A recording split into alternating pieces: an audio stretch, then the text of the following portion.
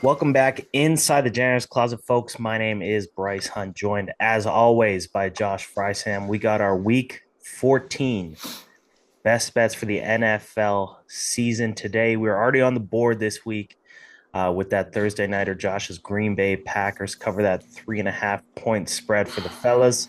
Won our biggest bet of the year last year with Buffalo of last week with Buffalo -6. Positive week. We hit the anytime touchdown parlay. Could have been a huge week for us if we had one thing go the way.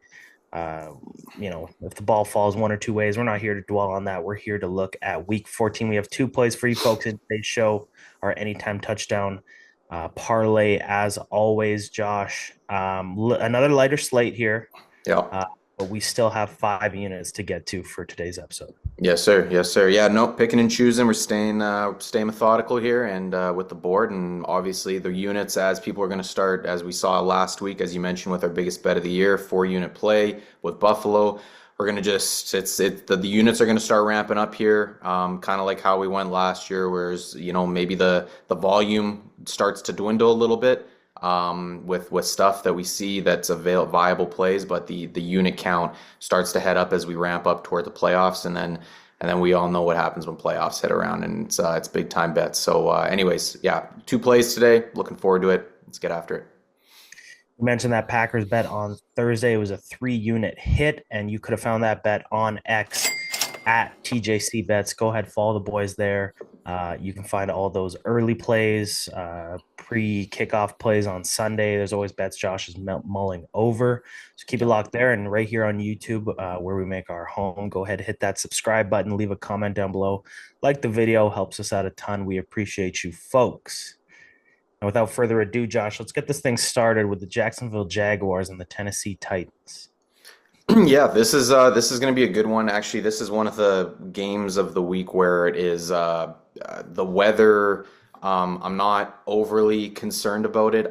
There's going to be like throughout the northeast this week. A trend is going to be a little bit of rain. And it's going to be windy actually in some places is going to affect it. Like I think New York Giants and the New Orleans Saints game over there at MetLife is going to be it's going to be pretty windy and stuff like that. So maybe some people look at betting the under there. But this is one of the few places in the country that are we're going to be good for as far as weather goes.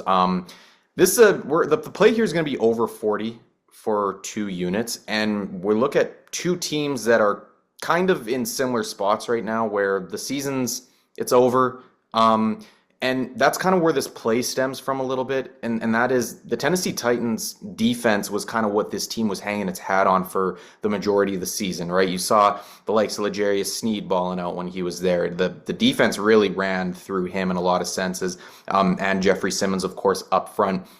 But L'Jarius Sneed, his presence allowed the Tennessee Titans to do what they want to do on the defense side of the ball and allow the big fellas up front to get after the quarterback. But L'Jarius Sneed's on IR now. You look at also on the injury report, there's the likes of Roger McCreary hasn't practiced all week. Kenneth Murray Jr., the linebacker, hasn't practiced all week.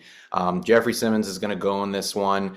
You have Jalen Duncan on the offensive line is going to be out. But the point being, though, that they have Jerome Baker, is another one. He's questionable. He hasn't practiced all week. So the linebacker. So there's injuries at every level on this defense now. They're a little bit thin on the back end as well.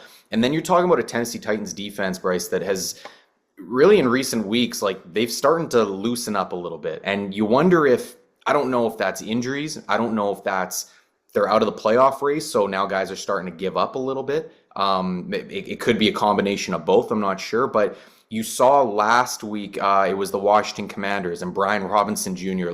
Just ran all over them, and it was a rout early on, and they obviously benched the starters at some point in the fourth quarter there, and it was a rout early and often, lots of points for the Washington Commanders, and that's kind of become a trend over the last couple of weeks for the Tennessee Titans. You look on the other side, obviously there's not the Trevor Lawrence over there. It is Mac Jones, so there's a little bit of worry there. There's no Christian Kirk, there's no Gabe Davis over there on the offense side of the ball for the Jacksonville Jaguars, but This is an offense that showed last week against the Houston Texans, which is a much better defense than what the Tennessee Titans are currently playing. They were able to move the ball last week under Mac Jones, so that gives you a little bit of hope that the Jacksonville Jaguars might be able to do enough to kind of get to this total here. And then on the defense side of the ball for Jacksonville, I mean, you're looking at a defense that's been at the bottom of the barrel all season long, and now they could be missing Tyson Campbell again, who's their best cover corner. So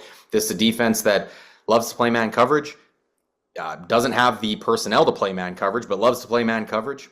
And now they might be down their best cover corner. And then on the offensive side of the ball for the Tennessee Titans, they have been heating up as of late. So I like the likes of Nick Westbrook-Akine, Calvin Ridley to kind of heat up in this one. And hopefully you've got the two-headed monster now of Tajay Spears and Tony Pollard they're both finally healthy once again. So I think that there is a viable path to both of these offenses moving the ball here. And it's a short total. It's 40 points. Short. So let's go get this over 40 points for 2 units to start here. Two defenses that I just don't know if they don't have much to play for, and they're kind of playing like it as of late. So I like both offenses to kind of find their way to the end zone a few times. All right, so an over starts our show here. Let's head to the NFC West here, Josh. Seattle and Arizona both making a push for that number one seed. Yeah. What are we doing here? Yeah. You talk about polar opposites. You go from one game where there's nothing to play for to except for the top pick in the draft to the opposite end of the side of things where it is the duel for the NFC West. This game very well could end up deciding the division when it's all said and done. And the play here, Bryce, we're in Arizona. We're in a dome. These two teams just played a couple of weeks ago. It was a low-scoring game. We actually. Oh, I can't even remember what play we had in that. I feel like we had a play in that game as well. I can't remember if we had a side or if we had the total. But if we had the total, we would not have been happy because it was like a 16. There was like 20 combined points in that game. So, but we're going to go to the total here in this one. We're going to go over 44 and a half. It's a good number here. We're just over the key number of 44 in this one, but we're taking over 44 and a half for 3 units in this one.